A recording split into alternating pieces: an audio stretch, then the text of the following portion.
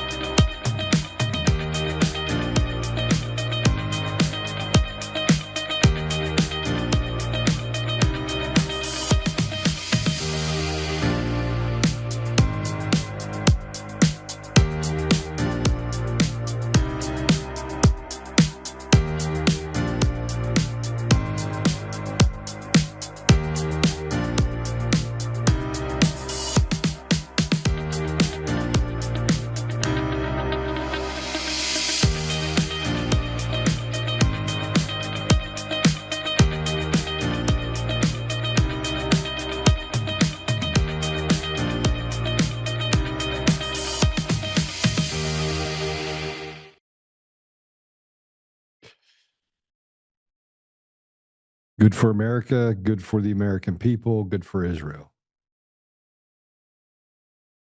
Do you believe that?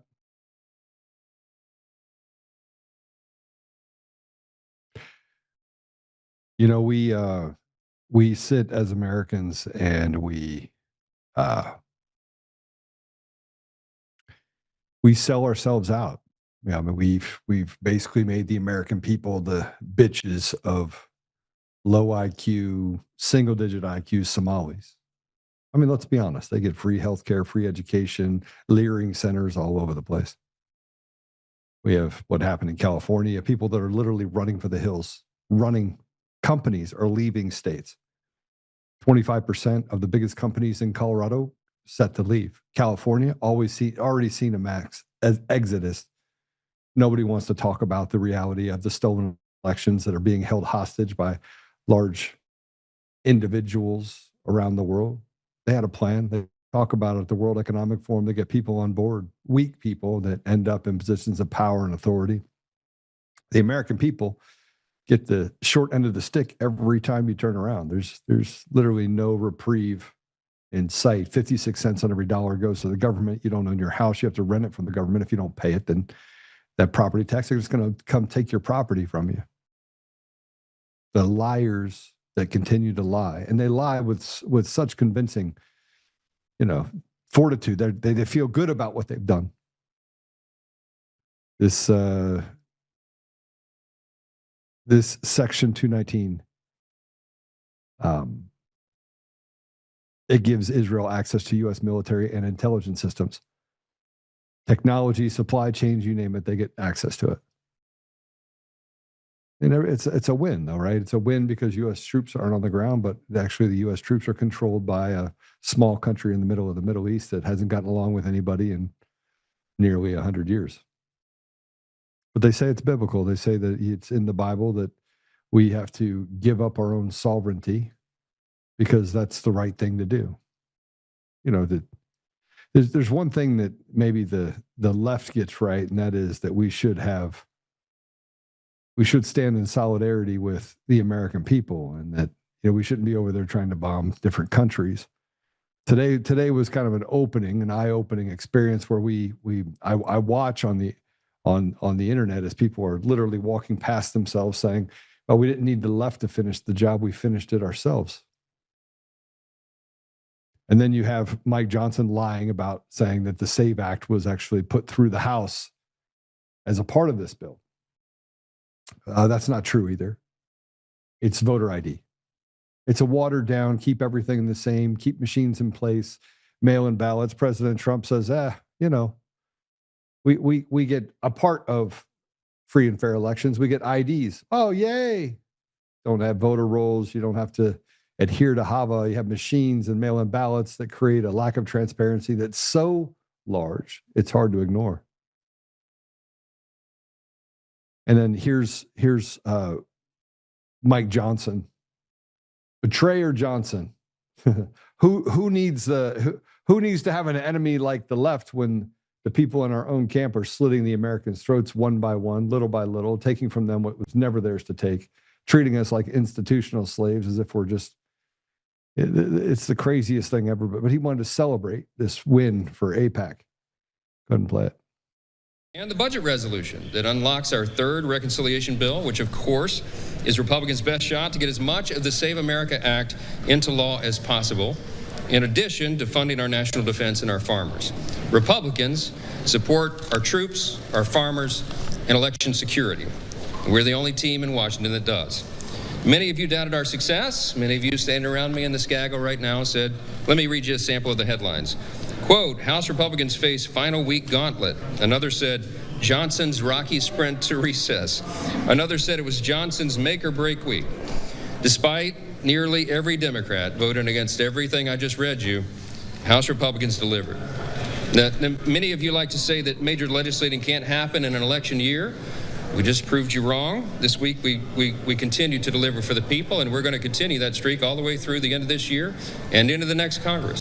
We're increasingly confident that we will hold and grow this majority in the House. We must, because you're seeing a demonstration of the two sides, the divergent views for America.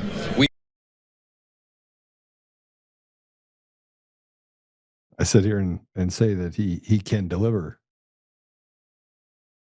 So let's break down what we delivered.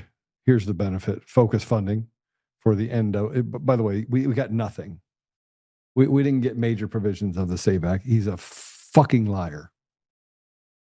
But that's what they do, right? That's what the Republicans do. I mean, in every way, shape, and form, they betray the American people, or maybe like Victor Marx, they just go out and talk about killing people and saving women and children. It reminds me of the story of this. Madeline, what was her name? I'll find it. Porn star turned, going out there to save the children. Talks about how she had all these military tribunals, and she had people that actually followed her. Hundreds of thousands of dollars that she raised for herself. She just got sentenced to 10 years in prison while trying to get a convicted pedophile, a serial rapist of a 13-year-old girl out of prison. That's the person that is trying to stop sexual assault and trafficking of children. It's typically the ones that scream the loudest that are the ones that are causing all of the pain on people in our own community. But let's talk about how we integrated and what we did for the American people. The featured focus funding so that Israel receives authorizations, $500 million to $750 million annually, for joint missile defense and specialized defense, R&D. So in other words, they get to make billionaires and 100 millionaires out of people over in Israel from the American people. So you get to go to work and work really hard, and you get to hand that hard-earned money over to a foreign country so that it can turn that country into a technology superpower, especially when it comes to foreign defense or domestic defense. We'll buy all that back. We paid for it, gave people the opportunity to run. I mean, heck, Pornhub was created out of Israel. All the major porn sites out of Israel. And if you think it's just that the Israeli people, no, they pick winners and losers there too. Most of the people of Israel is required to just, go and do a job. The amount of distrust that they have for their own government far exceeds that of what we have in the United States. But the benefits to America is it authorizes total national defense funding, $800 billion to $1 trillion, including pay raises, equipment, and readiness. So the American people get something, or we're already at $39 trillion in debt. We're nearly insolvent. I'm not sure really what that looks like. I mean, interest rates are through the roof. American people can barely pay their bills at every level. Their retirements are nearly non-existent, and they're headed towards a pathway where the American people have finally figured out that it doesn't matter what side you are, R, D, independent, whatever party you think you're a part of that is doing good. None of the parties are doing good because none of the people are ever elected. They're selected to be in the position they're in. But here's what's good for Israel in this whole bill. It expands market access for Israeli technology firms and integrates them into U.S. military procurement pipelines. So we're just the same. And benefit to America, it boosts domestic defense manufacturing jobs. So more bombs so we can kill people, because who cares about the sovereignty of other nations or even having humanity? It's selective humanity. I like to call it the idea that we pick winners and losers, and we can say who the bad guys are, but we're never the bad guys. It's never one of two countries. I'm almost embarrassed by what just passed. Military capabilities enhances multi-tier air defense coverage, Iron Dome, the Arrow, David Sling. That's for Israel. And then provides American forces with rapid access to battle-tested counter-drone, anti-tunnel, and air defense technologies that we paid for. So we send them money, they develop it, and then we get access to it. We get to buy it back, build back better.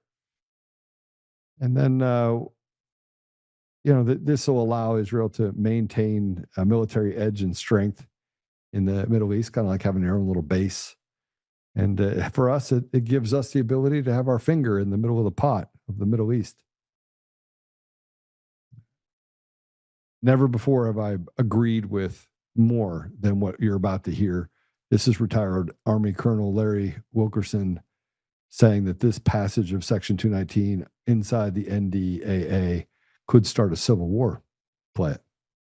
I think 60 to 70% of America now that is under 50 years old that thinks this relationship with Israel is poisonous, which is the pure truth, and wants to do something about it.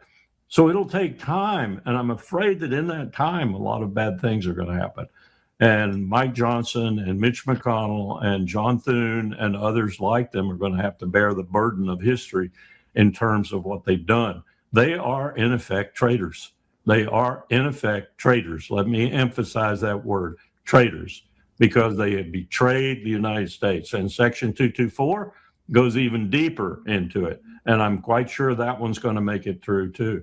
So we're looking at a Congress that is betraying the United States of America in a significant way with regard to national security, and I think with regard to domestic tranquility, because we're going to have at least close to, if not an actual civil war over this, if we don't do something about it. We are one step closer to a civil war. I was able to review some documents today of a guy that can't stop lying. And it's not Eric Coomer this time, by the way. But I'm starting to figure out that as I started reading some of these documents, just how evil and pervasive evil is. And it decides what side of the football field it's on. Democrats on one side, Republicans on the other. It just picks a side. The team evil is so pervasive in both parties that it's hardly recognizable. The people end up becoming the ones that pay the price. And we have to embrace the new suck. Every day it's embrace the new suck, embrace the new suck. It's pretty catastrophic right now. And that's not me being black-pilled, although I get closer and closer today. Today's one of those days where I might need a couch and you might charge me by the hour or send me a bill. Or just the simple fact that we are in such a place of massive betrayal. And he's right. These are traitors. John Thune is a traitor. Mitch McConnell's dead. Oh, we got to wait till August 4th. We'll tell August 6th or August 7th he died, keeping a brain dead man alive for as long as possible, while telling everyone out there, shh, stop talking about it. And while we are suffering as Americans, while we are put in a place where we are we're awestruck by just the devastation to our children and our children's children. I mean, we're in this place where we can't imagine how they could see this as logically the way that we could go as a country. While all that's happening, we do know what's really important now, because Now we're really close because they want to convince us nothing else to see here. We're really to effort to make daylight savings time permanent. That's going to be law now, because that's the most important thing to us right now. So let's change it. An effort to make daylight savings time permanent is one step closer to becoming law. The House overwhelmingly passed the Sunshine Protection Act, a bipartisan bill that would allow states to observe daylight savings time year-round. The measure heads to the Senate, where the future remains uncertain. President Trump has said he supported ending the seasonal clock change and is expected to sign the bill if it reaches his desk. Because remember, he wasn't going to sign anything until we got the SAVE Act passed. I would need you guys to understand something, because I thought I had it all. We have a great guest today going to talk about what's really happening in our country related to controlling the price of oil and things that it's done to our country and our community. And of course, they've created this idea that we have an inflation issue, but the inflation issue is tied to energy prices. So everything that we do is kind of a circular firing squad. And if you want to give people back, take away the pressure, but they want people to suffer right now. They want people to suffer so that they can remove the suffering. It's punish, punish, punish, punish, punish. Relieve the pressure. Punish, punish, punish, punish, punish. Take from the people what you want to take. Pick winners and losers. Put people above the lawless line. Make sure the millstone on the chest of the American people is just heavy enough where it doesn't crush them yet, but it's meant to crush it. Mike Ariza is going to be joining us to talk a little bit about that. But before I get to that, I want to talk about the fact that Pocahontas is celebrating this new law. Celebrating the new law because the bipartisan House bill is now going into law. Let's go ahead and put that up if we can. Breaking. The clock struck midnight at our bipartisan housing bill is now law. Trump refused to sign it, but he couldn't stop it. The law is groundbreaking. It will build more housing, bring down costs, and for the first time, stop private equity from buying up homes. Only none of that stuff is true. And what they're talking about here, though, by the way, is what we really need to talk about today. President Trump said he refused to sign it. Okay, you refuse to sign it. If you refuse to sign it and you don't veto it, guess what happens to that law? It becomes law. You refuse to sign a bill and it becomes law. If you don't veto it, it becomes law. So we're in this place right now where we think we have it all under control. President Trump's not going to sign it. Everything's going to be good. Guess what? They can pass whatever they want. They can add more money to our budget. I mean, we are in a slave state to a degree that I'm not sure any of you can appreciate. We have a lawless, rotted judiciary where evil is able to run amok on the inside of our community. Evil people let out on the street. Others can use it for lawfare and vilify good people, hardworking people. Take from them what never was theirs to take. Strip them of their ability to have all of the hard work that they spent their entire lives building. No, the whole concept of it is to take everything from you. And evil thrives because good people do nothing. I'm beside myself today as I read about this, but yeah, a bill can become law without the president's signature under the U.S. Constitution, Article 1, Section 7. Article 1, Section 7 really simply says if the president takes no action on a bill, either signing or vetoing it for 10 days, excluding Sundays, while Congress remains in session, the bill automatically becomes law without a signature.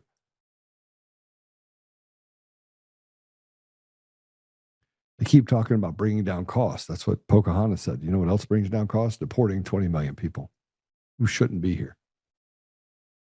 Just another grift on the American people. Just another grift. And if you haven't heard the grift enough, you have Mike Lindell that's now out there advocating for giving amnesty to illegals. I mean, it writes itself. It writes itself.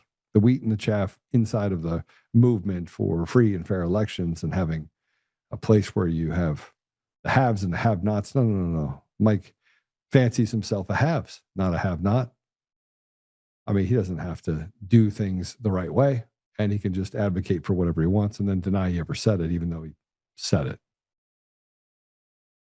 I don't get it.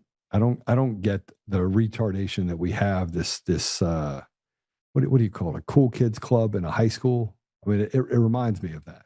The mental maturity of a 0, courage of the kid you stuff in a locker room or locker, or even worse, even the peeping Tom that hangs out in the tree. That's what we have in government. Pretty crazy, actually. They advocate for, not having any sort of justice or accountability for someone like Jeffrey Epstein. I'm not even sure the guy's dead, frankly. Keep seeing pictures of the guys that look just like him that are running around everywhere. And both sides are a part of it. Judges, lawyers, politicians. And yeah, you have some politicians that bail out and have to resign. Swalwell, that he finally got the edge of that sword. You have criminal investigations against people. You have the FBI taking credit for violent crime being down, which in large part can be traced back to ICE, not to the FBI. ICE gets rid of big criminals. Criminals go underground. They don't want to be caught because they don't want to be deported. And the cycle continues. But our guest today is going to talk to us about energy prices and refining and what's really happening. And we've had him on before. So Mike Ariza is a U.S. Navy veteran, 20 years of experience in refining industry. He's worked at major California refineries, including Chevron, Richard, Flying J, and Valero. He served as the control board operator and senior refinery control board supervisor, as well as training both field and control room operators. Pretty big job. He brings boots on the ground perspective to what's happening for California's energy policies and just the massive amount of poverty that exists in our country. It's no secret that I want to give everybody opportunities, and solving problems are not that difficult. We've created more problems in our state and in our country than we've actually been able to fix. And part of the reason why is because they just keep taking from the people. Super easy when you're doing that. With that said, I'm gonna have him step in here for a minute, Mike, and we're gonna go through some stuff. But I want to play this, and then we'll go ahead and bring him in. This is President Trump talking about, telling gas retailers to drop prices. But then when that didn't happen, they just raised the price of a barrel of oil. It says, just inflate that. And by the way, kill prices on stocks by disconnecting AI platforms to make it sink so they can just get back in after the American people lose 40, 50% on an industry. And then the sky is falling. We'll jump back in and the prices will go right back up for us. We'll make another 30, 40 points. What's really obvious is the American people are literally in a free fall. And if they're not stealing the First Amendment, they're stealing the Second Amendment. If they're not stealing the Second Amendment, they're definitely violating the Fourth Amendment. If they're not stealing the Fourth Amendment, they're definitely violating the 14th Amendment. So everywhere we turn, we find ourselves on the sharp end of the stick. And so let's go ahead and play this. This is from President Trump just last week. So it's ExxonMobil, it's Chevron, it's Shell, it's BP, it's a lot of them.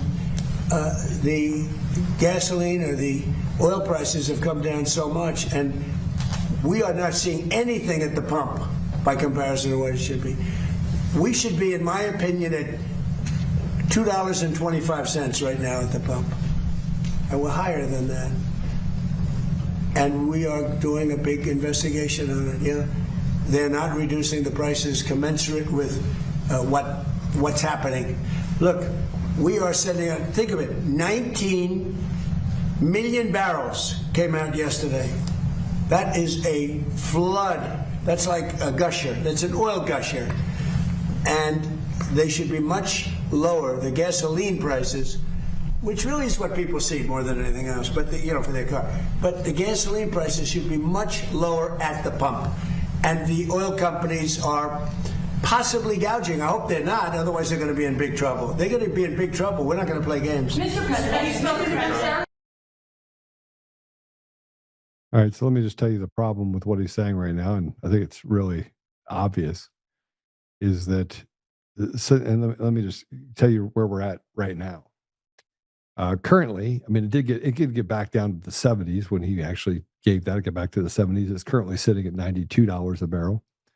It's up 50%, 60% since the beginning of the year. So since January, it's up 60% different. If you go all the way back into 2025, it is up 40% from last year. And you have a huge spike that happened somewhere in February when we kind of went to war. And there's really no reason why the prices, given the fact that we do have a new shipping lane in the Straits of Hormuz, for it to be at $92. But I mean, if you're told that you have to lower prices, then you just manipulate the market and make sure that oil prices are high. And right now they're high. And so the president said that, that most people are reflected in gas prices. I see that. I would disagree with him, but if you're at that place where you don't look at the receipt for gas prices, or you're not, rationing yourself and putting $10 in gas in the car as you go to make it, then it doesn't, you think that that's the only thing people look at is gas prices as you're driving by it.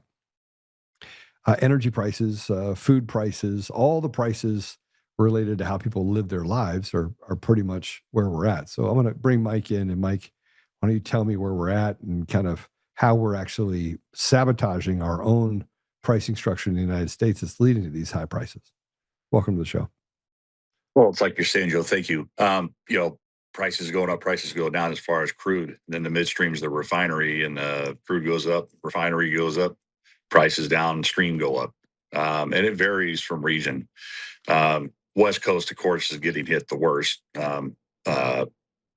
because mainly due to the fact that we're refinery limited. The rest of the country, they're not having a production problem with crude oil. They're not having a production problem with their refineries. They're up and running and cranked up right now. Matter of fact, they're up about 97, 98% in the Gulf, trying to make up for people that are short of fuel like we are on the West Coast. And that's all the way from Washington to Arizona, Nevada, and Oregon. So right now, California and Nevada and Arizona, they were literally running out of fuel 5-6 weeks ago because the Gulf shut off the fuel to the refineries in Asia. They are sending California, which is importing 40% of its fuel due to refinery shutdowns. They're importing that much fuel. So when that shut off, when the oil from Hormuz going to those refineries cut back, they had to cut the refineries back. So the fuel that they were sending us, jet, diesel, gasoline, that basically got cut off. I think April 2nd, South Korea stopped sending us jet fuel. And it was around within a week or two, all those ships that were transiting the Pacific Ocean 30 to 45 days stopped. So we were on our way to a total supply shock. The thing that saved California and basically the West Coast was the fact that Trump, they did waive the Jones Act. The Jones Act requires an American-made and flag tanker or ship to go from American port to American port. That was waived. We were so low on jet fuel that within the last 2.5 months, more jet fuel has been shipped to California by foreign flag tankers than in the last 36 years combined. We were almost out of jet fuel, and gasoline and diesel were falling off the cliff as well. It's just, you're importing 40% of your fuel. You leave yourself vulnerable to world events or another refinery shutdown. That's online. There's many things that can basically cripple you. And the ironic part is this is all in the on the emissions. The emissions thing. Well, you're now receiving fuel made by some of what California standards would call gross polluting refineries, and then shipping them across the ocean on polluting tankers. So this emissions thing is just a total hypocrisy. So right now, California is still in a dangerous position. ConocoPhillips transferred some of their production up to Washington. And they started making the carbob gasoline in their Ferndale refinery. So they actually were robbing from the state of Washington and their supply. So the state of Washington, their prices are up, equivalent to ours. Partially, they're enacting California policies, and partially, Phillips 66 has created a artificial, a shortage, not a total shortage, but a strain on their supply. They also supply Oregon, so it just continues to affect right into Oregon, and then we supply Nevada, we supply Phoenix. So all those states are totally dependent upon us, so they're seeing the effects of California's policies. Well, you have California policies, you have stuff coming in to kind of relieve some of the pressure of not having the proper supplies. President Trump is talking about how much oil is available. We have a gluttony, but we have a slowdown or a lack of refineries. I don't think anybody's probably briefing him on that effect, because if he would have forced the oil companies to stay open. We have abandoned a pipeline that we thought we'd reenact, which is the Keystone pipeline. That's still non-existent, still not in play. And we've got a bunch of other things happening in the country that frankly lead me to believe that we're no better off than we were during the Biden administration. And I want President Trump to be successful. And he came out and something happened in July of 2025. Something happened, something changed. And all of a sudden for the last year, it's been no progress. And the American people sitting on their hands going, man, what is going on? What is going on? Well, this is the part that's got me frustrated. And I totally agree with you on a lot of the points you were making. I agree with you on all of them, but really agree with you on quite a few of them. What they did here, and this is, the libs caused this in California. It's Newsom and it's the Air Board has caused all these policy changes that compelled Valero to shut down and Wilmington to shut down. Back on September 5th, Andy Waltz, midstream, downstream CEO of Chevron, said, I think California is already in that crisis mode. Okay, a little over a month later, myself with USC Professor Miche and Assemblyman Stan Ellis combined 130 years of very intense experience in the industry. We published a brief in Washington, 10 pages long. It was specifically aimed towards the effect on the civilian population, but more leaning towards the threat to military force readiness in all 3 states, thereby affecting the entire country. The 10th page, we specifically called for the invocation of the Defense Production Act. And now, we didn't say, well, a month or two. No, you need to do this now because Valero already announced they were shutting down. Wilmington had already announced they were shutting down. We did the numbers. 2 of the refineries had already converted to renewable diesel, which means they went off crude oil production. So that was 265,000 barrels a day of crude oil production offline. What that means is you can get your renewable garbage diesel, but you're not going to get much jet fuel or gasoline anymore because you're not running crude oil. So right there, back in 2023, that took about 18% of our fuel, gasoline, and jet production offline. Then Wilmington went down. Then Valero went down. That took another roughly 20%. You could call it 40% even is what got us to importing that much. We wrote that knowing that was what was coming. Andy Waltz was even saying it. He said, when Valero and Wilmington go down, that's going to be another 20%. Reliability is going to really be in question because you'll be importing foreign refineries, and supplies are going to be, can be difficult to maintain. So you have CEOs talking about it. You have professionals like us talking about it, and nothing is done. I see some of the Republican assembly people, like on Fox News. And I tried to visit a couple of them in Sacramento. Stan Ellis actually knew what was going on. That's why we got together. But others just ignored my visit, ignored the brief that I had wrote.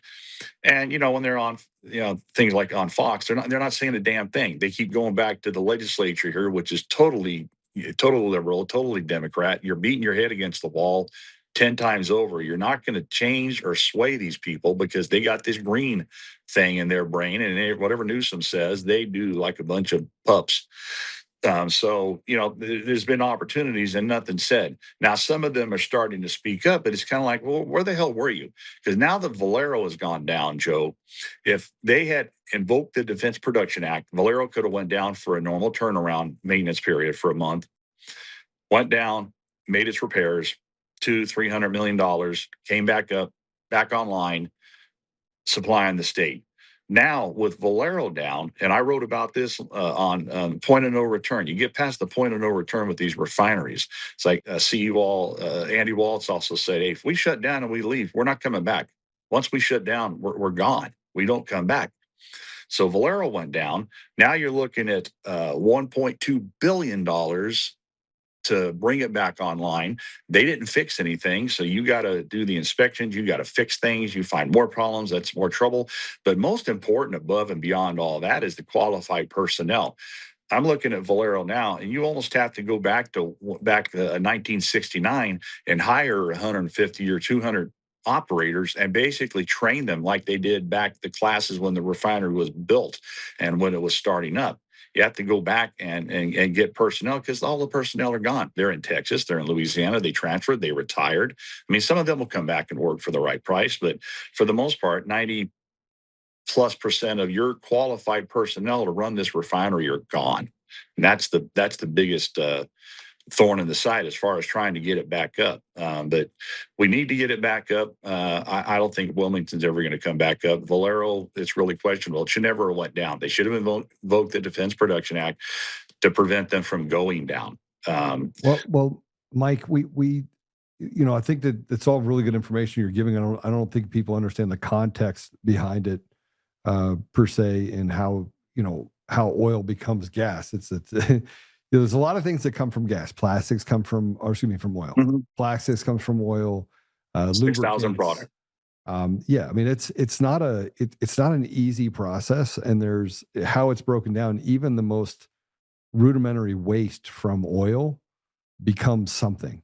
Yes, it's recycled. It's probably 100%. I don't think there's anything left from oil that doesn't end up being in production or use. No, 99.9% of it is totally converted into the hydrocarbons, the jet fuel, the diesel, the gasoline that we need. What we use every day, the diesel to move our goods, operate the ports that come into this, bring our food and goods into this country, our gasoline, our jet fuel. Paper, plastics, semiconductors, chipsets, your you phone. name it.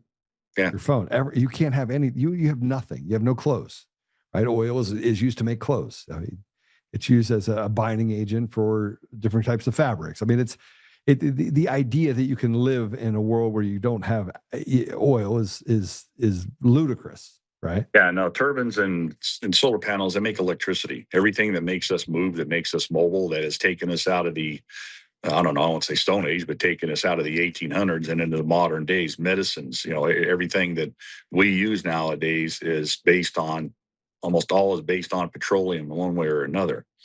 And now we're in a serious danger above and beyond. So, like I said, we're importing 40% of our fuel, give or take. Now, the end of February, 1st of March, the 3 remaining corporations that have refineries, 6 of the 7, Chevron, Marathon, and PBF, they all dispatch letters to the state. You would think the state, it's like this is so planned because, you can't, this is so obvious. You can't miss this, okay, what's been going on. So now the cap and invest, I call it theft and invest. They propose these damn amendments that would cause Chevron to cough up like another $500 million. PBF, another $380 million. So all 3 companies dispatched a letter to the state that said, if you don't, to the air board and the governor, if you don't sit down and negotiate these amendments with us, this is not penciling out for us. So you're going to lose the entire refining industry. We're going to shut down, just like Valero did. I think Marathon even cites Valero's shutdown and the reason for it. They basically are stating that we're going to shut down and leave. I looked at just PBF. PBF's the smaller of the corporations. If they shut down, we'll be importing 60% of our gasoline at that point, which it can't be done. We're going to lose, it's like 70% of the damn jet fuel that supplies every airport in the state, including some of the military. Diesel fuel is the one that's the big one because that's the one that moves food. Cities have 4 or 5 days of food supply. You stop running food around on trucks, that is your warehouse, then you don't have food. And it doesn't matter how much money you have. You go into a store, you want some milk and there isn't any. You want some meat and there isn't any. You're not going to get any. And then your nice, beautiful home is going to look like a grocery store to the mob.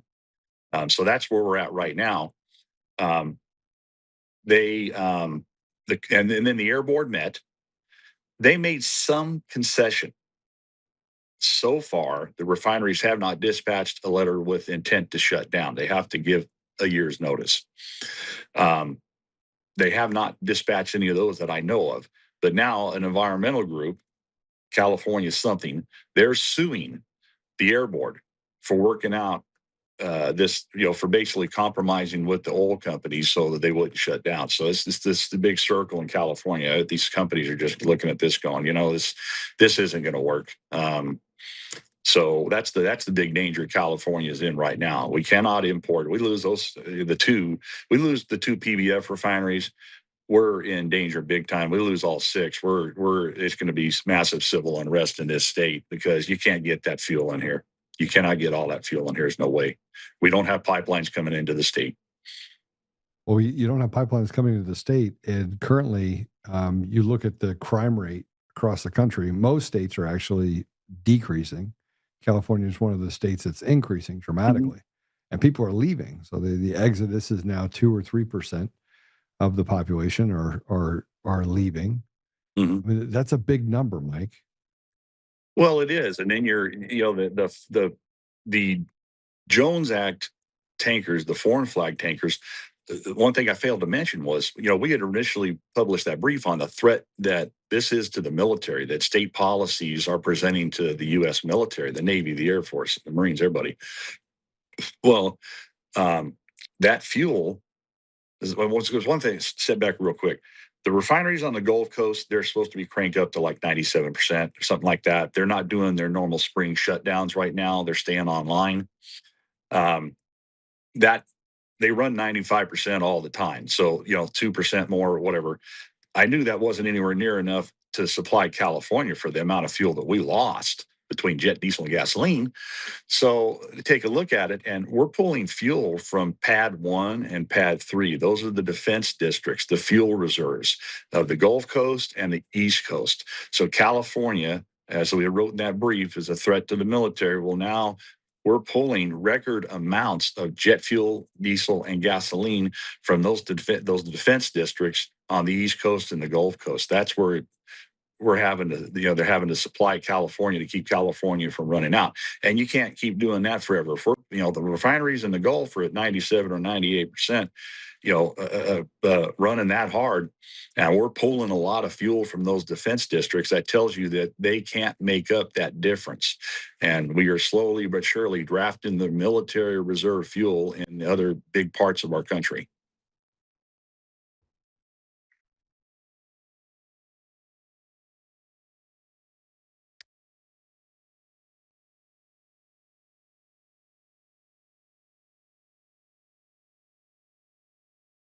Okay, sorry, Mike. What's the solution? I look at the gas prices that nationally versus California according to Grok. I want to show you this. And this just kind of goes through and restates what you're already saying. And it says California average tax is $5.55 a gallon. The national average is 406, and it shouldn't be 406. But President Trump made that speech, and all of a sudden gas prices went up by 30%, 40%. So that he's like, okay, well, it would be normally 320, it's 406. San Diego is similar or higher. Global factors like Iran conflict raise crude oil prices everywhere. I don't know how Iran, a fight with them, raises it, but we'll put that aside for a minute. California's largest premium comes from the state policy. Highest tax, gas taxes, 63 cents, excise and sales tax fees per gallon. Strict carb fuel rates and cap and trade, low carbon fuel standards, adding 30 to 60 cents per gallon, and refining limits and upcoming closures from regulation created a fuel island. So policy drives the gap versus other states. Mike, we can't vote ourselves out of it. Can't vote ourselves out of it because they're stealing elections, and the people that are there are not actually representing the interests of the people. You'd be hard pressed to talk to anyone.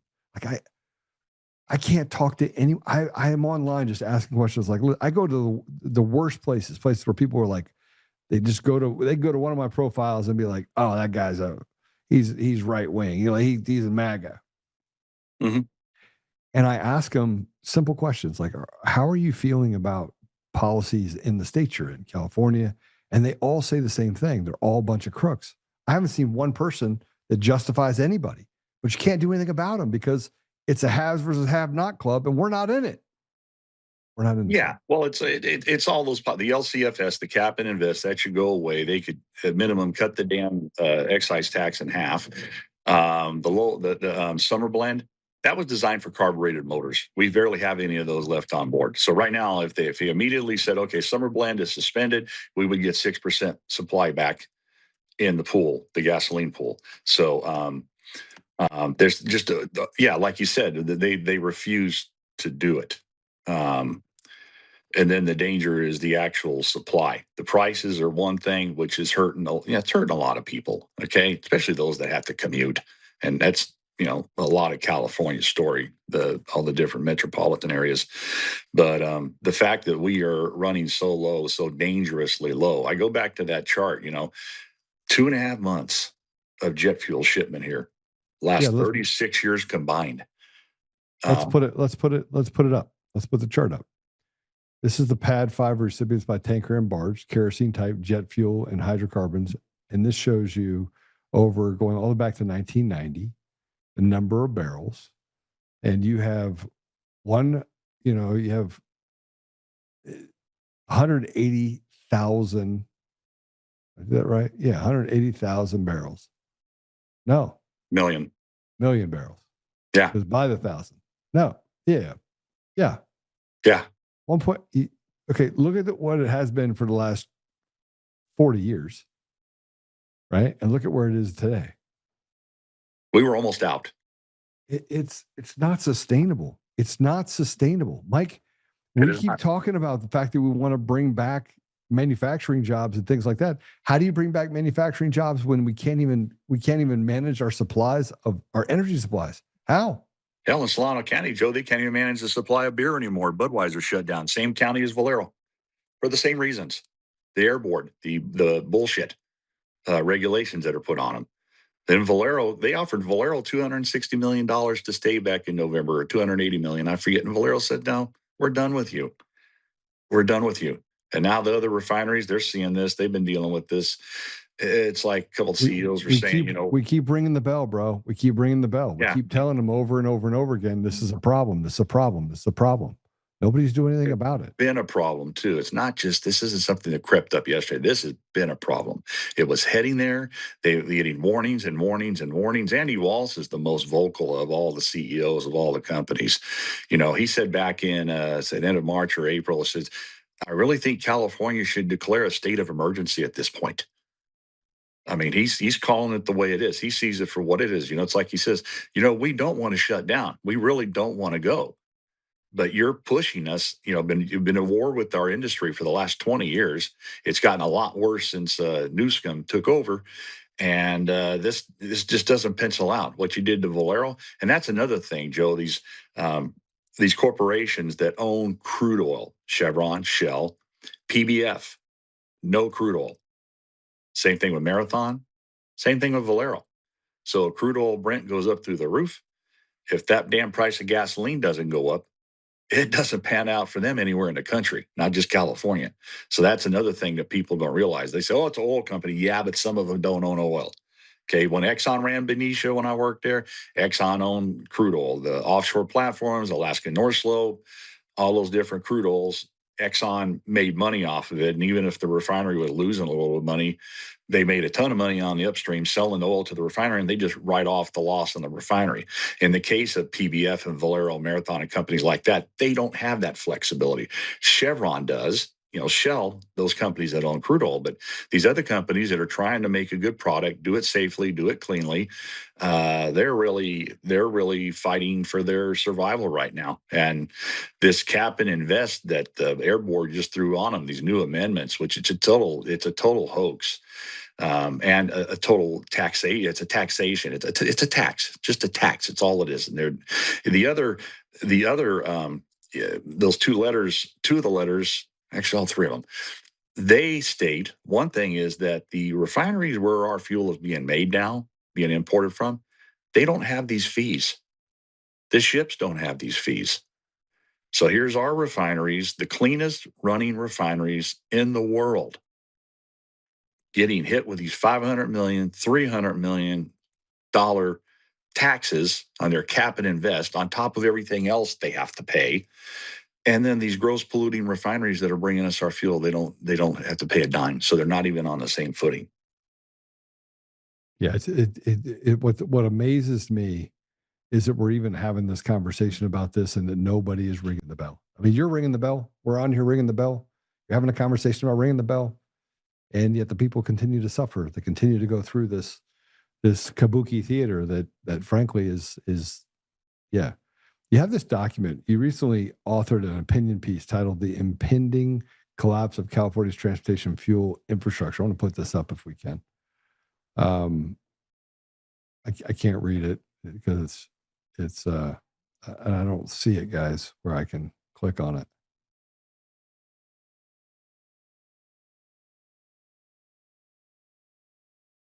It doesn't matter. I can't read it. So you got to make it so I can read it. Just give me the document if you would. Just put it in here so I can read it, if you could, and because I want to go through a couple of the documents on our side, or at least some of the conversation you've had. Tell us when you wrote this. I mean, obviously we've walked through the generalization of what we talked about just now, but did you come with a solution? Did you come out the other end with this is what needs to happen in order to stop this from happening? The defense production, to guarantee this is not going to happen, that we're not going to see a collapse, is they need to invoke the Defense Production Act. They need to quit playing games. I don't know if I tend to think it's not the president. Talking with General Holt, like the chain of command filtering system, because California is at a crisis. It is a threat to the country. If you have the Port of Los Angeles shut down because there's no diesel to run it, that brings food into Colorado and into the Midwest. You'll have starvation, a starvation event. You'll have to relocate all the planes and the bases of the Midwest. I mean, the consequences right now are staggering. The fact that 3 corporations got together and wrote these 3 letters, that is unprecedented. That has never happened before. And they have not submitted rescinding letters. Those letters are still out on the table. And listen, we're in a place of free fall where it's a lawless society. So why don't they just stop listening to the government and tell them to F off? I mean, the government's not doing what they're supposed to be doing. The government is literally betraying the people every day and stealing more from them. I mean, isn't it time for the American people to stop paying taxes and just be done? Just be done. It's a fraudulent government. And the state governments are fraudulent. The federal government is nearly fraudulent. They're picking their own pockets and taking money from the American. It's like a cartel. I mean, let's just call it what it is. It's a cartel. Yep. No, that's and it's like I was saying earlier, it's our guy. And it's on our side too. We know where these policies are coming from. Some of the policies the Air Board are imposing on the refineries and all the other industry like Budweiser. Everybody's got boilers and stuff like that. Some of those came from Qingdao University in Beijing. Katie Grimes of the Globe wrote a report on that. So here's the most polluting country in the world, our adversary, and they're using some of the policies they have from their university to put them on us. So we know where this is coming from. Like you said, hurt them, let up just a little bit, hurt them. And that's exactly what they're doing. But the problem is this hurt them in this situation. If these refineries go down, even if 2 more go down, we're in deep shit, period. If all 6 go down, it's total civil unrest, and the whole military of the United States will be compromised at that point. I mean, you're already compromising, big time compromising the West Coast. We can't afford to keep doing this. They should have invoked the Defense Production Act when the experts and the CEOs were saying, "Hey, California's got a big problem. Hey, you need to pay attention to this. Valero's going to shut down. Wilmington's going to shut down." And nothing was done. We can't afford to lose those other refineries. Basically, the Defense Production Act needs to be invoked. Then you take federal EPA, you tell the Air Board, the Energy Commission, you're done. You have no more purview in this state. Okay, cap and invest is done. LCFS, that's done. We're going to get the prices down. And basically work with Chevron, Marathon, PBF, and there's one more Valero refinery down south, and say, okay, guys, what else do we need to do to keep you up and running? What other things do we need to help you with? The Defense Production Act gives the federal government the ability to do that. It's like you guys did great and get the oil restored coming into, the 3 platforms, and they restarted Sable coming off Santa Barbara. That's great. But like my friend Ron Stein would say, and he's spot on, is oil is useless black tar if you don't have the refineries to run it. If you don't have the refineries to turn it into the 6,000 products that we use on a daily basis, and especially the fuels in California. If you don't have the refineries, then it's pretty much worthless.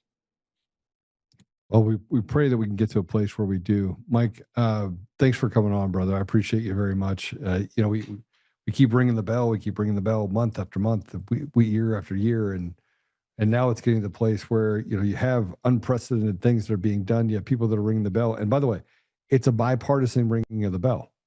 There are just as many Democrats that are saying the same thing. Yeah, go ahead, Mike. Yeah. One thing I'd like to, people can, we have Erin Ryan from We the People Radio in California. She created a domain for us. Those 3 letters from those 3 companies, you click on there, there's a lot of good information on it, but those 3 letters, if people want to see them, are on the front page of that domain. It's called gascrisis.org, gascrisis.org, O-R-G. You just scroll down and you got PBF, Marathon, Chevron. You read that and they put it in plain English. Okay, so here's the letter, the point of no return that you put this up, and then you get to the bottom, you have the PBF energy warning letter to the California Air Resource Board, right? Yes. Yeah, you scroll down and that's my colleagues, my friends who I've been working with, Stan and the professor. And then, you go down I wrote the point of no return quite a while ago, which where it was spot on. It's exactly where we're at. Okay. So this is gascrisis.org, gascrisis.org. Go check it out. There's a bunch of resources on there. There's a comprehensive analysis that you have on California energy and fuel prices. And then you have the letters from the energy companies as well that are all signing off on it, this is crazy. Well, and it's funny, they cite, the governor a little while after we put out that 10-page brief in Washington was saying we were full of shit, we're wrong, we're fear-mongering. You look on these letters, 2 of those companies cite our report. Yeah. Well, I mean, sooner or later we're going to get to the bottom, but it's just going to take us a little bit of time. Mike, again, thank you for joining us. I really appreciate you very much. Thank you, Joe. God bless you. All right, God bless you. I think I'm past the point where I want to get upset over what we're dealing with. I mean, I want to get upset over what we're dealing with for sure, but I think from my standpoint, we keep trying to put lipstick on a pig. We keep saying that somewhere along the line we're going to get to a different result and do the same thing. And I feel a little bit like the last 6 years have been Groundhog Day every day. Every day we wake up and we say that today's going to be better than it was tomorrow. And we count our losses and we count our wins. And so you count the costs against the wins and losses, much like the same. What did it cost you in order to get to that win or that loss? And I guess now we're at that place where the slow boil is turned into having to make some pretty significant decisions. Now, do I think President Trump is standing for our best interests? Yes. I want to say to President Trump this, though: blink twice if you're being held hostage. Because I do question some of the policy things that are being done by the administration, and the fact that Fauci's not in cuffs and Coomer's not in cuffs and Dominion hasn't been thrown out and Smartmatic is able to be accused of massive crimes, and we still can't get to the bottom of it. And we've had this go on for decades where they're just not afraid. They're like, yeah, we'll pay somebody, and all of our problems will go away. And I feel like we're right back in that same place right now. Only now we got the talons of a third country deep inside of us, taking from us which is not ours to take. So we're going to take a commercial break. When we come back, I'm going to address this over and over and over again. I'm going to continue to address this, but we're going to talk about Kyle Clark. And we're going to talk about the lies and how those lies affect people's reputation. I am getting ready to drop a pretty massive lawsuit, which is probably going to affect the outcome of a certain individual in this country. And I got to tell you, I'm pretty pissed off. And I was told by my lawyers, you can't say anything right now. I hate liars. Hate them. Hate them. And anyway, we can talk about that later. We're going to take a commercial break. When we come back, we're going to talk about Kyle Clark and just a lot of stuff. We're just going to talk about the lies that just keep stacking. We'll be right back.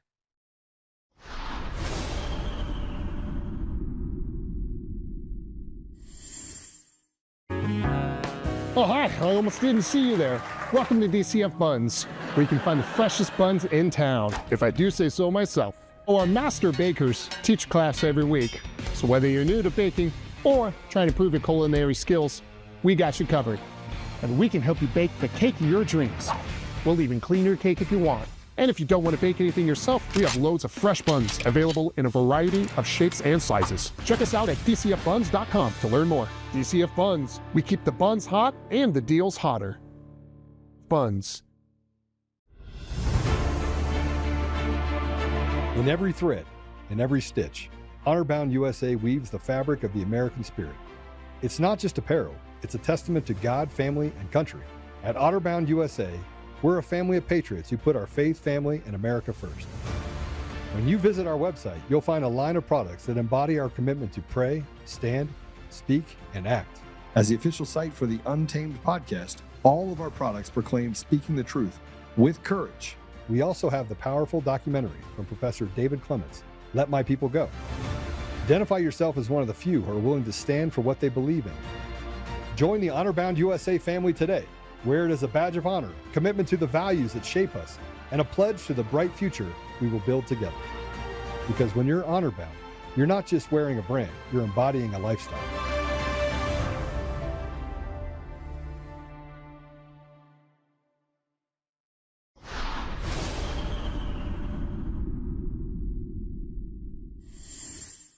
Still no decision from Governor Jared Polis on whether to release Tina Peters from prison in Colorado and hand her over to her allies in the Trump administration, who have called for her to be released.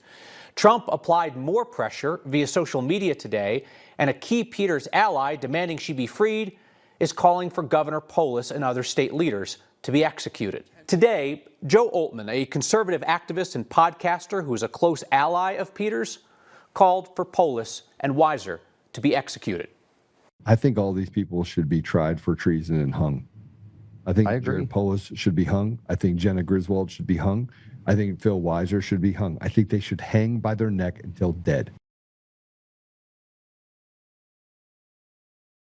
Tried for treason and hung. Tried for treason and hung.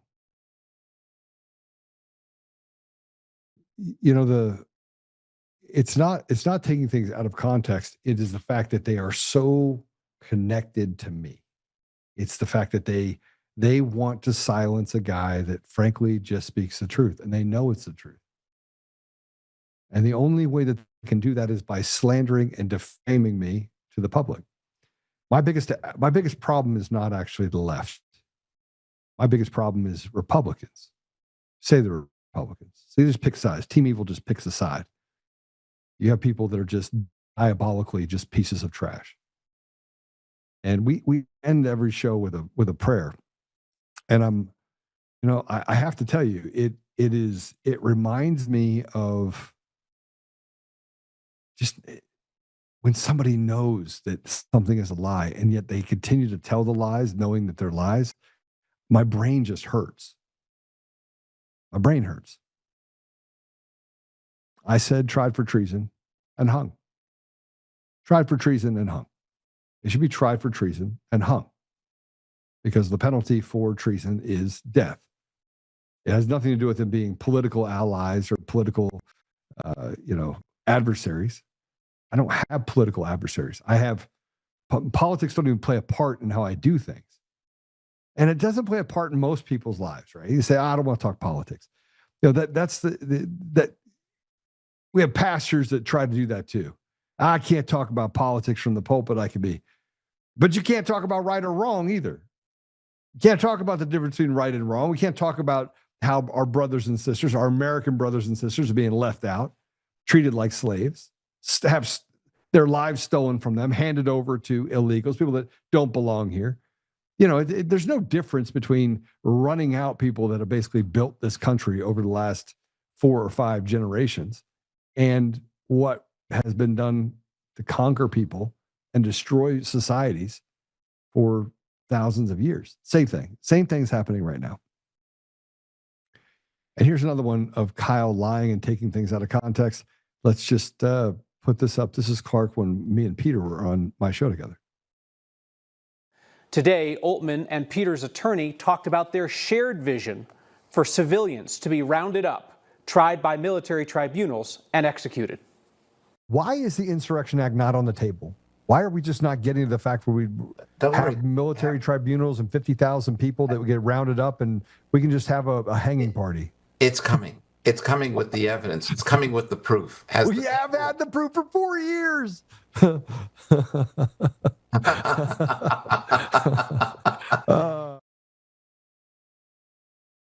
And here's the real cut, so you can see the context that gets left out when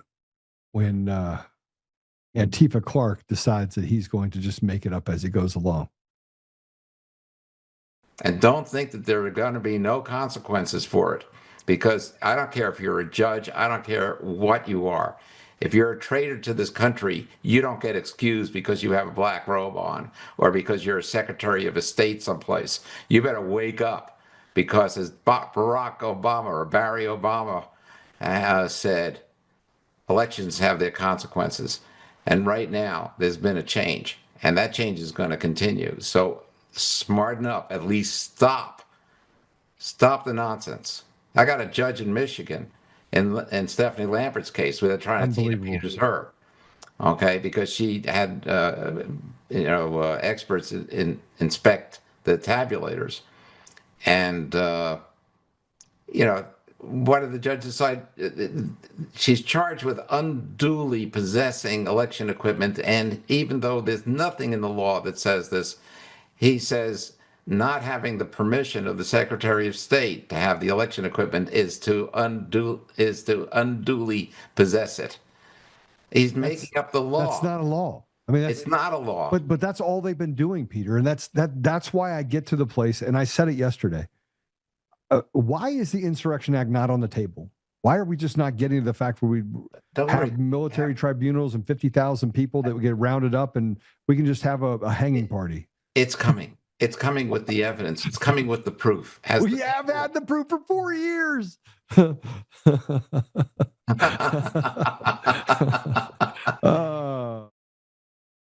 We've had the proof for 4 years. We've had the proof. Nothing happens. I want to play this. This is the head of the Smithsonian being questioned about being polite. The lies just don't stop, and they come from everywhere. And we have to tolerate it because we have to debate the ridiculous. And there are people that walk around and it's a business for them. It creates clicks. And most people like me that just want life, liberty, pursuit of happiness, that's most of society, find everything distasteful now. Everything. Everything is a fight. Let's go and play it. Excuse me, sir? Is it important to be polite? Yes, sir. It's also interesting because the same mass action toolkit that your organization has been promoting references politeness as a defining characteristic of white supremacy culture. Ma'am, are you a white supremacist? No, sir. You're not. Can you help me square why your organization says that being polite is part of being a white supremacist? I'm not exactly familiar with that passage of the Mass Action Toolkit, which is not I can show you the one that we passage is right developed. here.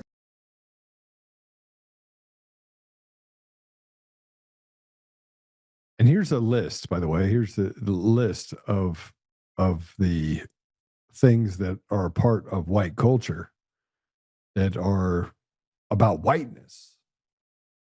And, if you look at this, it says individualism, self-reliance, nuclear family structures, rational linear thinking, working before you play, plan for the future, protect property, avoid conflicts, manage time, be polite. As if it's a bad thing. As if any of those things are bad things. White dominant culture, or whiteness, refers to the way white people and their traditions, attitudes, and ways of life have been normalized over time and not considered standard practice in the United States. And since white people still hold most of, you can put this up there, right? This is the first picture. since most white people still hold most of the institutional power in America, we have internalized some aspects of white culture, including people of color. Internalized some aspects of white culture. So rugged individualism. The individual is the primary unit. Self-reliance, independence, autonomy, high value. Rewarding with you get what you deserve. Family structure. The nuclear family, father, mother, 2.3 children is the ideal social unit. Husband, the breadwinner and head of household. Wife is a homemaker and subordinate to the husband. Children should have their own rooms, be independent. Emphasize on scientific method. Objective, rational, clear thinking. Cause and effect relationship. Quantitative emphasis. It goes in, if you go to the next page, that talks about competition. Be number one, win at all costs. The winner-loser dichotomy. It goes through some of the rules and what things they say that this is a bad thing and that it's a white culture. No. It's actually every culture wants to be number one. They want to be at the top. That's why people pursue money and power. But they have to make it bad.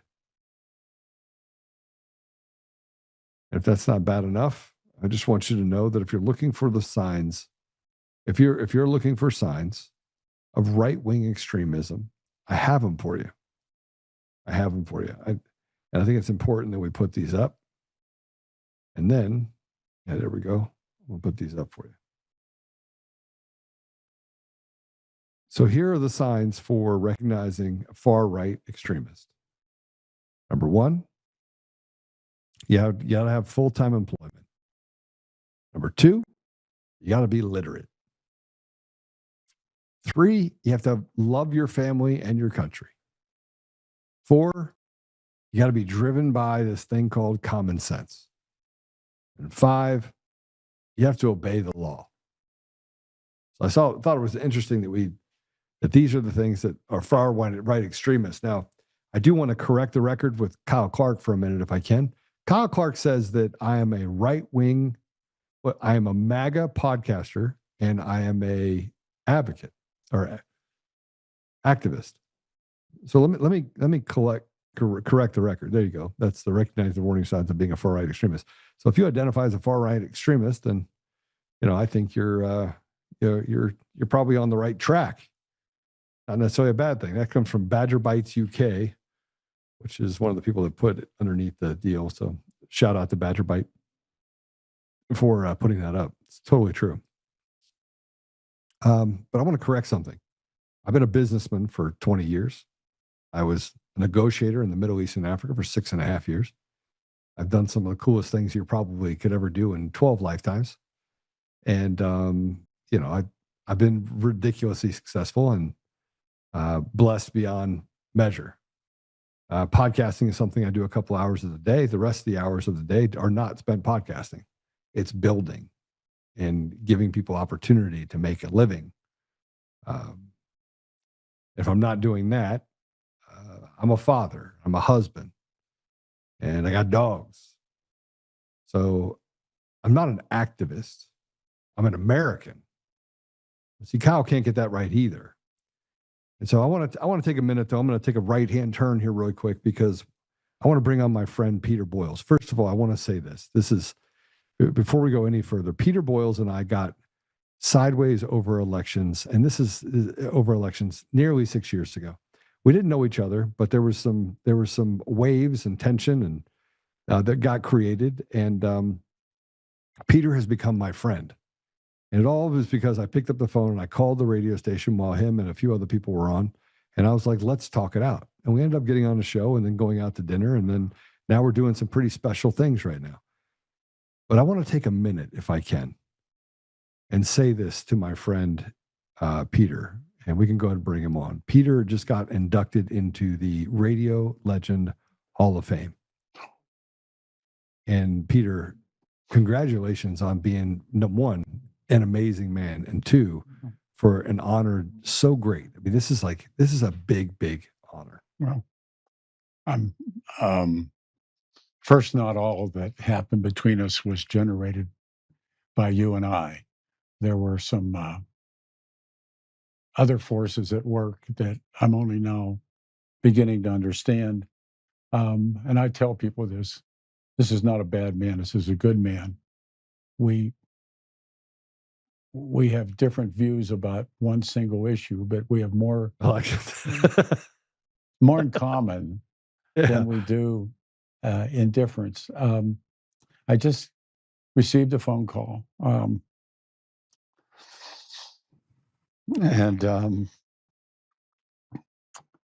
I had stood up for my friend, his life was taken because of this business, and Alan Berg will go into the Hall of Fame with me in October of this year, and I will go in first, and then I get to bring him in. And the first person other than my family, I called Joe, and I screwed up because I forgot you're on the air. I did. I said, hey, why do you always do this while I'm on the air? I just, but tell that, Peter. We need to tell that story. Tell that story because this is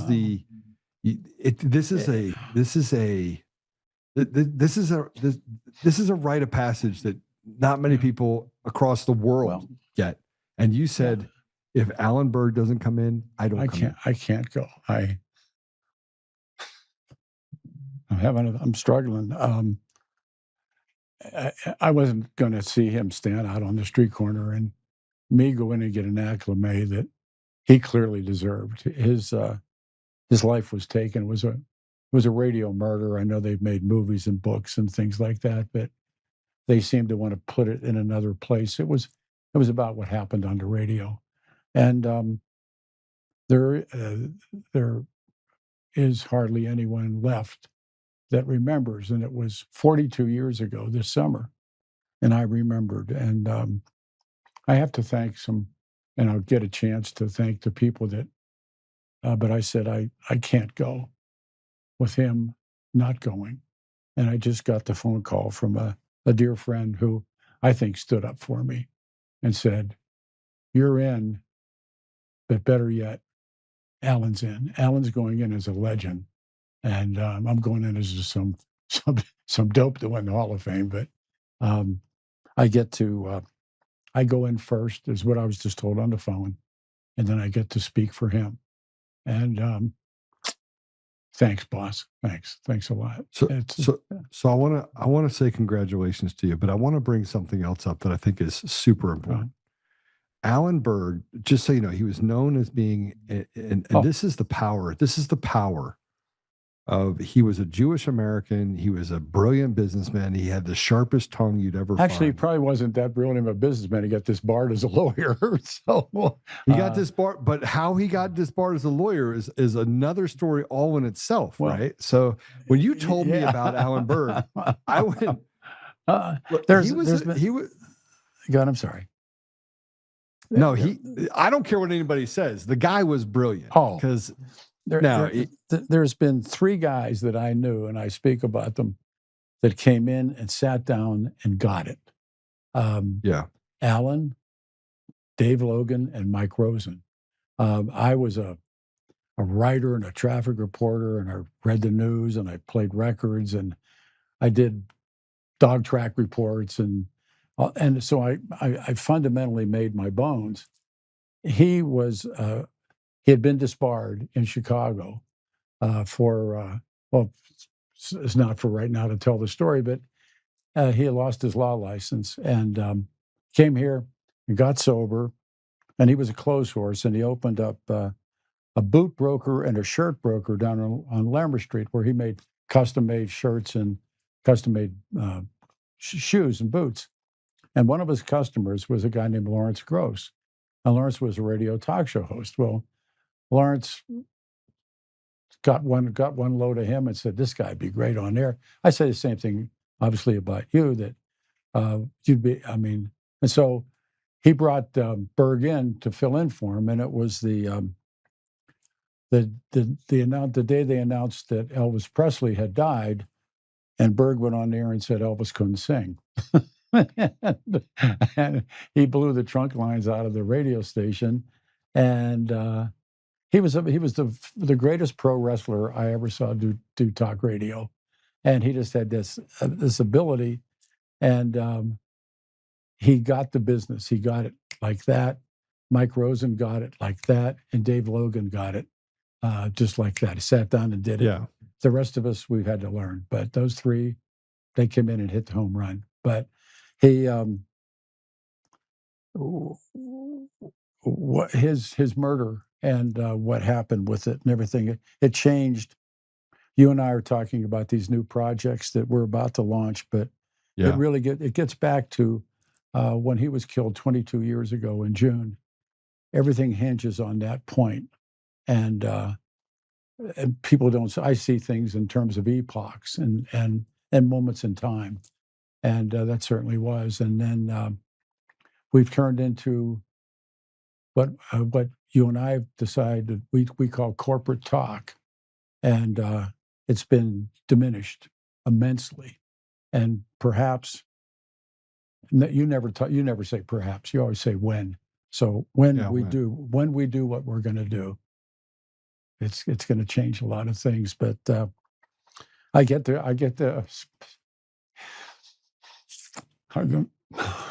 look at me. I get to speak for him, and that's I want to talk about something that I think everyone needs to hear, because I get to say that Alan Berg is with Jesus. You and I have talked about faith and all these things that have happened in your life and that happened to bring us together. Wow. And the things that get said. And before you came on, I was talking about Kyle Clark getting it wrong and defaming me. And you only defame people that you're afraid of. And he was an atheistic guy like that. But very much. I went back and listened to some of his stuff. I've spent a little time listening to it. I wanted to get to know him because of how well you spoke of him. And here's a guy in the 80s was very liberal. You could call him a Kennedy Democrat. I mean, he was very much so a Kennedy. What people don't know, something that had happened, and the American, there's an American Israeli embassies in Washington, D.C., but they have an annex in Los Angeles. And there was a guy that would come to Denver every couple of months, and he represented the government of Israel. And I was doing the morning show on KOA, and he would always come in and stop by. And we became very good friends. And then he offered me a trip to go to the state of Israel, all expenses paid, and to function in Israel. And Berg came to me, and he wanted the trip, and I relinquished it and gave it to him. And he went to Israel, and when he came back, he was changed. And in a short amount of time after that, his life was taken. But the thing that so many things I feel good about is that, that he got the trip, and he got the trip, and when he came back, he wasn't. I wasn't watched one of the shows. He wasn't the same, and he wasn't the same. He stopped talking about the fact that there was this godless world. It's funny because it's crazy. We had a couple long conversations. He had thanked me. He said, you gave me the trip, and at the time I didn't think I did anything for anybody, and I figured there'd be another trip coming, and I'd take that. And when he got back, and there was something that had definitely, and in fact, another person to attribute was Rabbi Foster, because we held this funeral service, perhaps is a better way to say, celebration of his life at Temple Emmanuel, and there were a number of people that did not want that to happen at Temple Emmanuel. One's because Berg would draw to the lightning, and two, because they remembered him as an atheist. And Rabbi Foster stood up and said, "No, we're going to do this," and we did. And we spoke that Sunday morning, and it was Rabbi Foster and Barry Fay and myself and Alan's brother-in-law, Marty Sachs, had come in from Chicago. and there were 4 of us that spoke at the temple that day. And you know, I'm not sure what change had happened to him. Something had definitely happened to him, and I think it's I mean, those of us who have been to Jerusalem, I mean, I don't care what you believe or who you believe or don't believe. There's an effect that you get from being not necessarily in the state of Israel, but certainly in the city of Jerusalem. I think that anybody that's had the experience knows that there's something going on. So he had come back, and he was only back a short amount of time, and his life was taken.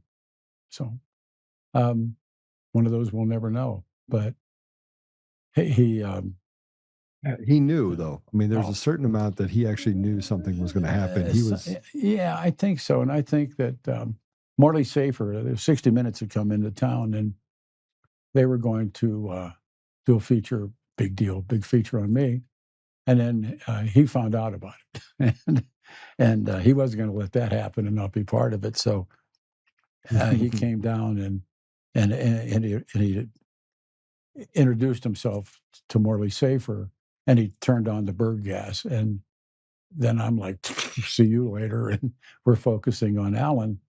And I mean, I was like a minute 30 in the piece, and the rest of it was him. And that's when he had said, someday I may say something that will get me killed. And that time came, but it came in a very, very bizarre way. But it was a radio story. It was a radio murder. It wasn't. It had to do totally with the radio. And the best book to read is Kevin Flynn and Gary Gerhardt wrote a book entitled "The Order: The Silent Brothers." It's principally about them, but it's been made into a movie called The Order. And I mean, it's hold on. It was also, it wasn't just that. It was they turned it into a stage play that played in 2024 called The Order, that came for almost, it was sold out in Denver, right? Yeah. At the LA Calkins Opera Hall. Well, I went and saw one version of it. And did you see it? Nah, I mean, I saw the movie because Kevin wrote it. It's Kevin's book. And he and his wife took me to see the film. So I went and saw the film, but it wasn't about how or why. It was Bob Matthews and Richard Scutari and David Lane and the killers. It was more about them than it was about killing Alan. But the real crime was killing Alan, and why and how they decided to do it is a radio story. And and I mean, believe me, Kevin did a great job with the book. So so here we are, old men, you know. And well, I'll tell you this: there's no better honor than the decades of experiencing, decades of your voice being on the radio, and the fact that we get to do this crazy thing together, which is hide and watch. Which is going to be, it's going to be ridiculous. We're going to do some crazy stuff. The one thing that I can say, Peter, is that we have some unlikely alliances that have been created, unlikely friendships have been created over the last 6 months, and they keep growing. I was telling somebody we fluked. I mean, I can't tell you the story that Joe's overlooking is I don't even know how you came up on a radio show, and then you called the show and some harsh words were said, and I said what I said, and we kind of went nose to nose, and then we had both had our families threatened. Yeah. And you said something, you apologized for saying something which won my heart. And then you said about you were sorry about something that happened to one of my family members, and then back to you. And then that night, I get this email at 1:00 in the morning, or text message that was from. Can we say who sent it, or would that's up to you? It's your call. It was Randy. It was Randy Corcoran, and who Randy and I were on the outs, and now he and his wife Jessica, they're some of our dearest friends. And so I sent him a text, and I said, and he said, something's new or something. I said, yeah, I had a brain bleed and bought a trike, like that. And he sends me back this message. And then I had invited you to come in, I think. And I went, and then Randy and I went and rode motorcycles together. And then you came in, and then we spent a couple of hours on the air, and I had to tell him you were a gubernatorial hopeful. you had the black mark on your forehead, and so yeah. And you became, and then we went and ate lunch for 3 hours, and then I came into this studio with you, and the rest. It was crazy. It was a crazy experience because I'm really good for ratings. I mean, they say a lot of things, but I'm really good for ratings. We did a big promo on it. And I said, who's coming on the air, and so it was really good, but. Peter, I just want to say congratulations. Obviously, is in order, and I really personally think that it's going to be spectacular. That you're going to be. I want to go. We'll consider it done. All right, but not so much this. It's look at me. That it's. I mean.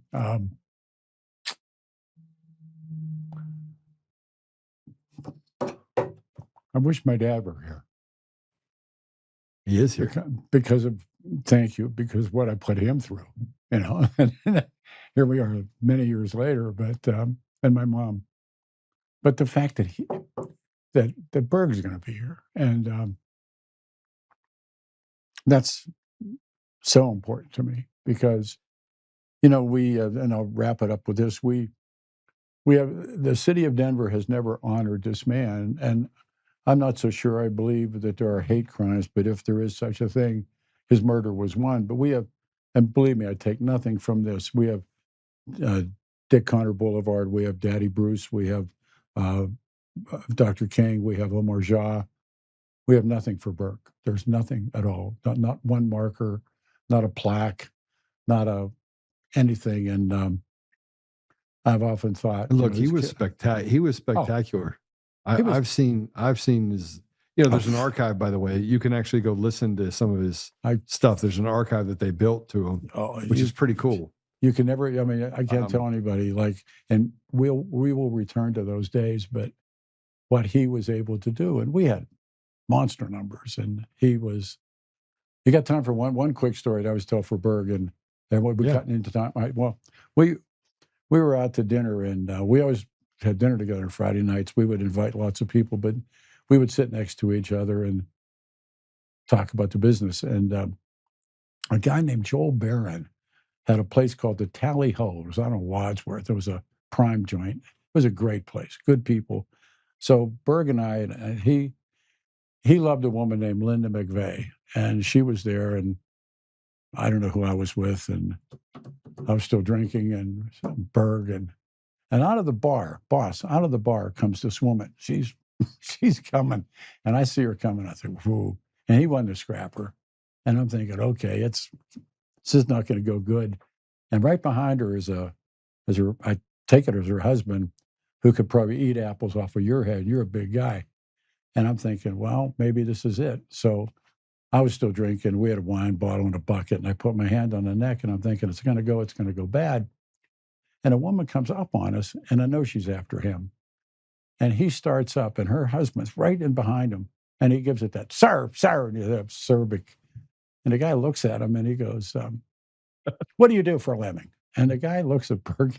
He goes, he'll lay bricks or something, I forget. And he said, good, now you come to my house on Saturday, you lay bricks, and I'll talk to your wife.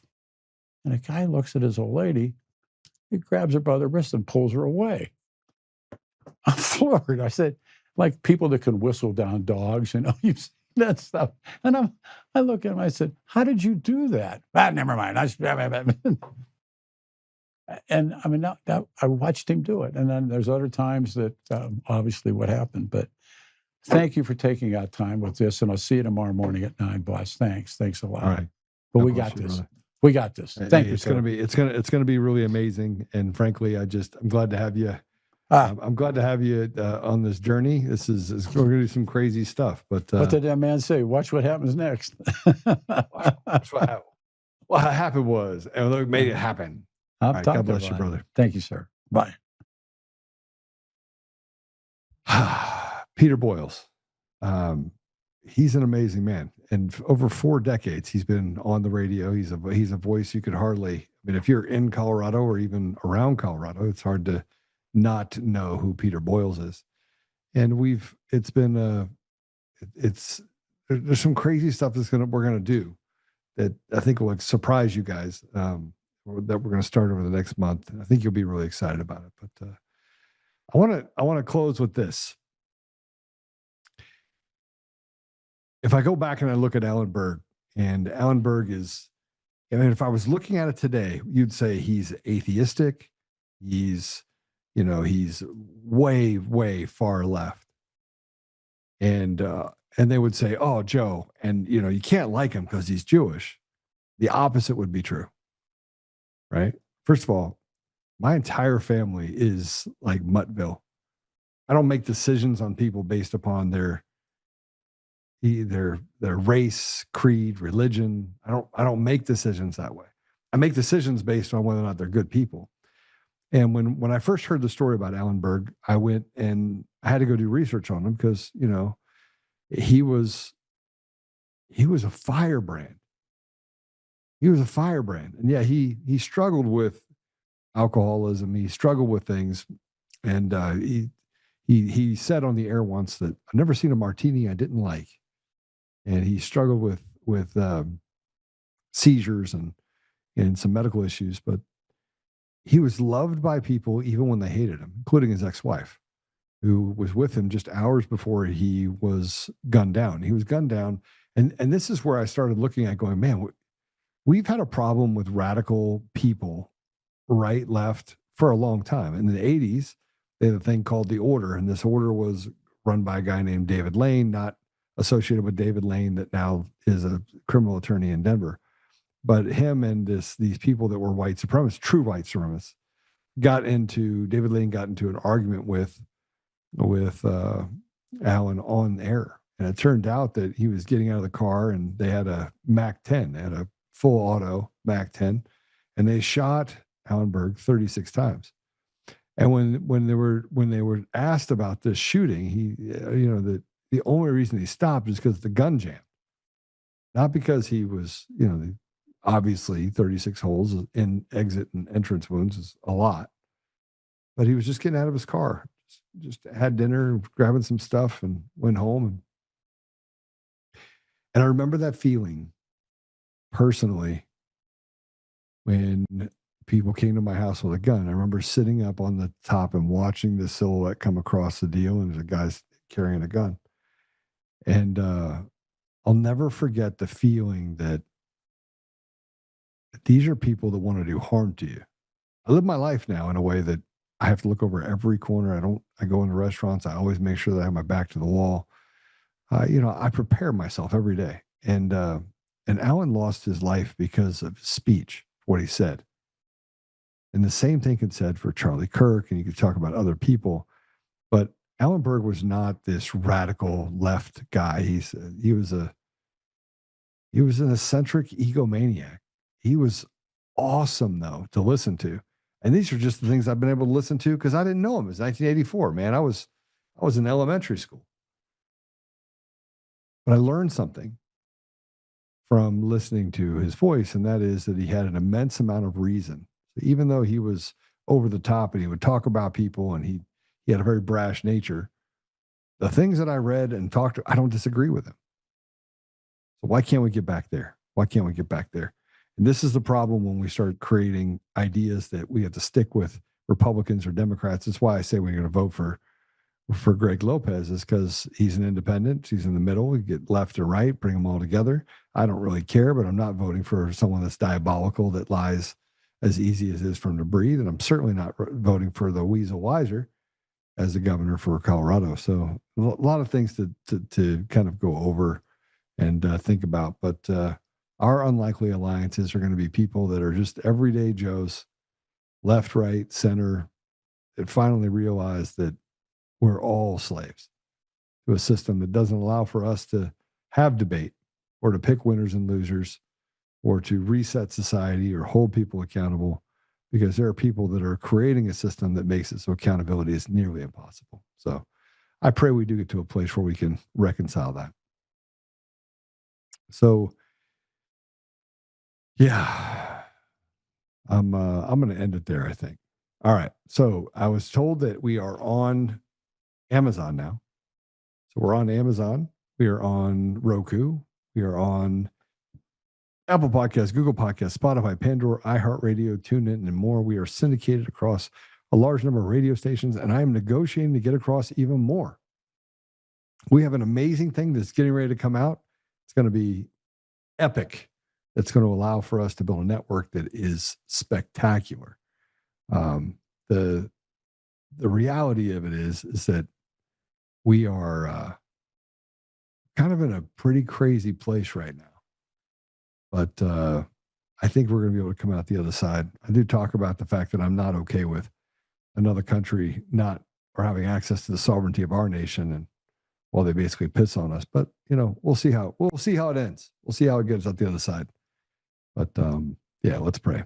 Father God, thank you for the opportunity to be here today. Thank you for Peter Boyles. Thank you for his commitment for the last 40 years in serving people, just having conversations. The number of conversations and the things that he has broken, and as far as stories and the hits that he's taken as a result of that has been significant.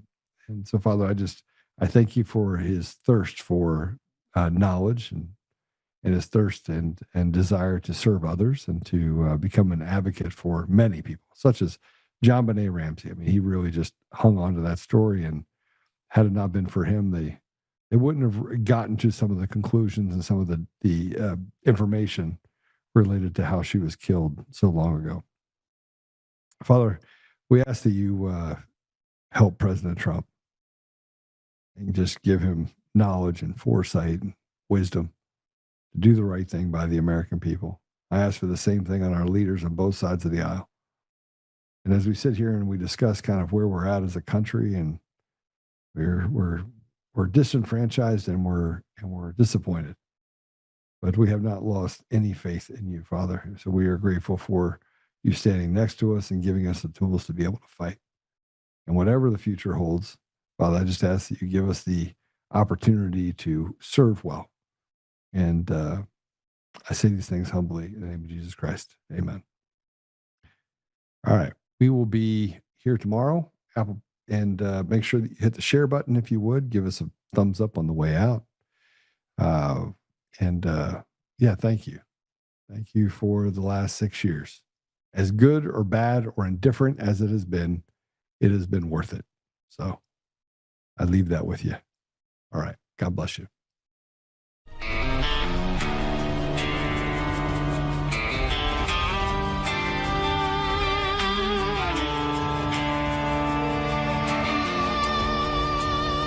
Rise up untamed in the heart of the fire where the wild ones roam. Joe Oltmann's calling, bringing truth back home. From conservative daily to this untamed fire, we shatter the silence, lifting spirits higher. No chains can hold us, no lies can prevail. Authentic and fearless on this rugged trail. Patriots gather under stars and stripes. Untamed nation, igniting the night.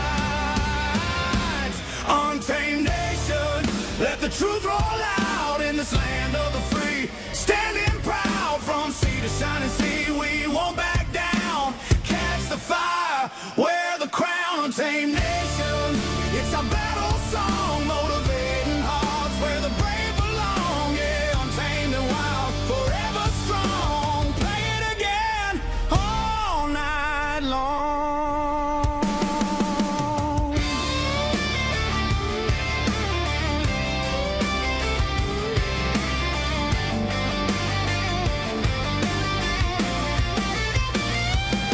Break the mold, chase the time to heal. Joe's voice leads the untamed crew. Truth matters through and through. Untamed nation, let the truth roll out in this land of the free. Standing proud from sea to shining sea, we won't back down. Catch the fire, wear the crown. Tame nation, it's our battle song, motivating hearts where the brave belong. Yeah, untamed and wild, forever strong. Play it again all night long.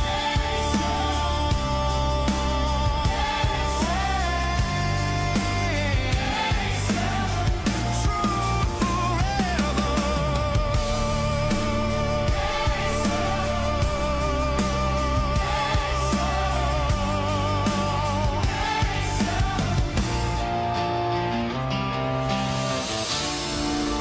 True forever.